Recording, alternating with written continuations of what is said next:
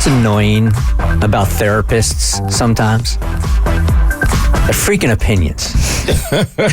Yeah, I hate when they do what I'm paying them to do. You just keep that to yourself and let me live my miserable life. You and all of your opinions. You got slapped with some opinions. I did. I hate it when my therapist makes valid points. So she brought up something about my friendship and relationship history that has sent me into a self-discovery spiral, if you will. So shout out to my girl Amy. She hasn't ghosted me. Love you, girl. And I don't know if you've ever started a therapy session and thought, wow, I really feel fine. I'm fixed. Mental illness. Who is she? Because that was me last week when I was going into therapy. I was like, all my problems have been solved. I'm sure they'll come up in the future. But as for now, I'm like totally fine. So I get into this therapy session and I just start like listing things off my calendar. I'm like, let's look at my itinerary. I did this last week. It made me feel this way. And I'm doing this next week and it made me feel that way. And I'm just honestly sort of avoiding doing any kind of really deep diving.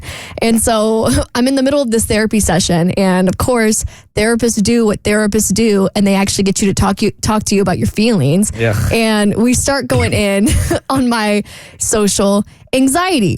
And the one good thing about me and therapy is I'm a very self-aware person.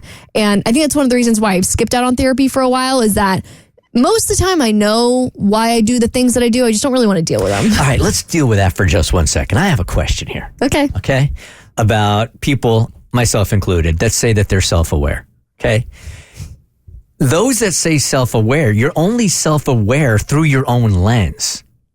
So it's not a very objective self-awareness, is it? It's not. I think sometimes I like to think that I'm an objective person. Like I think that I'm real enough with myself that I know where I fall into the world in terms of like my behavioral patterns and where I think I'm pretty objective in terms of like seeing things from the outside. But I also have the internal perspective of like, I know why I did what I did. And I know why everyone else thinks I did what I did. So I will say the one good thing about therapy is that you do get to have somebody else's perspective through the lens of their own mental health training and also just their own viewpoints in terms of like having so much context with working with so many people.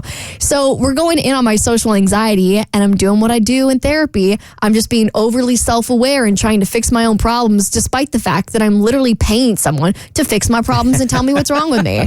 So I'm going in on my social anxiety and I have had a little bit of anxiety with social situations most of my life. And I think I assumed I'd had a fear of rejection because of my perfectionism. Like I have a fear that people will notice flaws that I already notice being an objective person. And that if they speak it into the void and I realize that it's not just in my head and that it's a real thing, I think it's going to send me down like a deep, dark path. And which is why I think I've had like anxiety in social situations. Like I have a fear of messing up, which you're going to do as a human, so it's stupid. Can you give us an example of something that you know about you that you're hoping others don't see, but if they do, then it will confirm what you think? Well, like, if you make a joke and nobody laughs, it's quite a bit. Then it I think we've all been there. It has like a deep, it would confirm a subtle fear that maybe I have that I'm not actually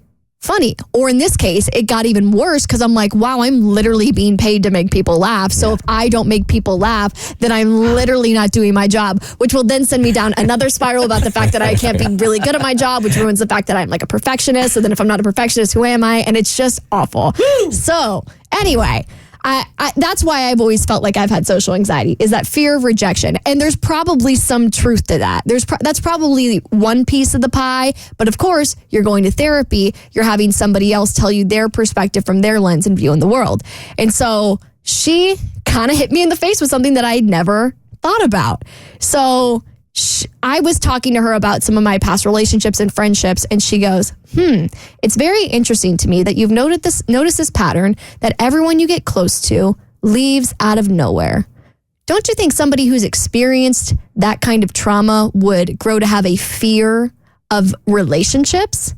And I'm looking at her like, I come on the show every day crying out for a boyfriend. You think I'm afraid of relationships? And then I kind of sit back and I listen to her reasoning. She's like, really? Like if everyone you've gotten close to and opened up to and the people that you thought you were closest to in this world rejected you, don't you think on a subconscious level you would be afraid to open up and that would in turn into some kind of anxiety in social situations. And I'm like, the math is mathing. So this weekend I was having a lot of social situations, and I was grabbing coffee with a friend the other day. And this friend is the type of person who is just so warm and open, and the friendship thing just comes easy to this person. And I'm kind of taking note of how she's acting in this situation, and I'm noticing how I'm acting in this situation where like my muscles are a little tense. I'm overthinking what I'm about to say. I'm planning out the jokes that I want to tell to make sure that she laughs, because if she laughs, then she'll like me.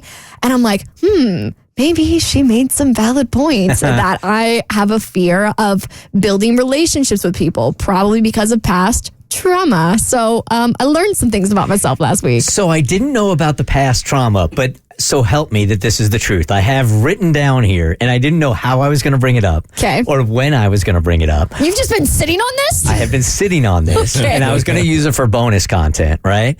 And what I wrote, my note here says, Abby, not ready for a relationship. Okay. And what I was going to talk to you about is this.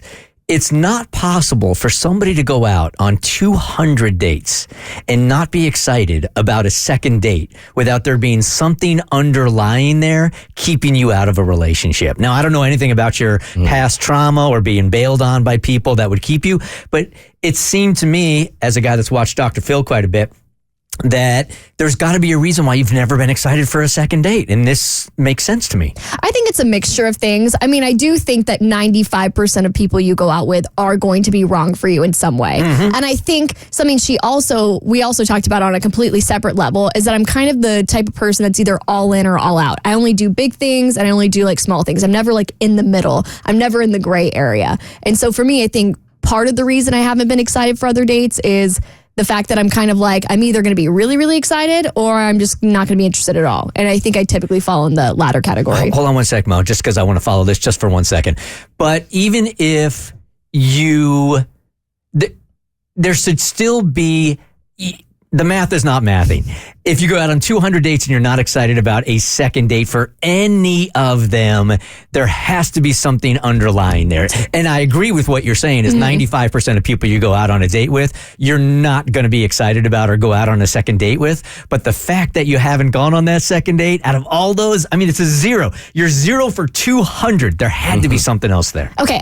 I don't know that 200 might have been inflated. Let's say 75.